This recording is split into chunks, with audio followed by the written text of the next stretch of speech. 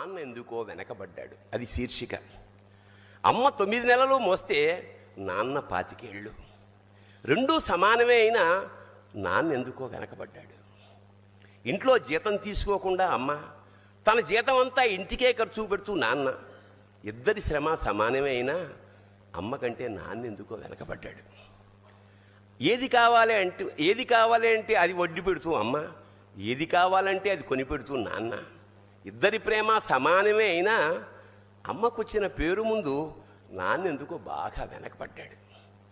ఫోన్లోనూ అమ్మ పేరే, దెబ్బ తగిలినప్పుడు అమ్మ అని పిలవడే, అవసరం వచ్చినప్పుడు తప్ప మిగతా అప్పుడు గుర్తురానందుకు నాన్న ఎప్పుడైనా బాధపడ్డా ఏమో. ఇద్దరూ సమానమే అయినా పిల్లల ప్రేమను పొందడంలో తరతరాలుగా నాన్న ఎందుకో వెనకబడ్డాడు. అమ్మకి మాకు బీరువా నిండా రంగురంగుల చీరలు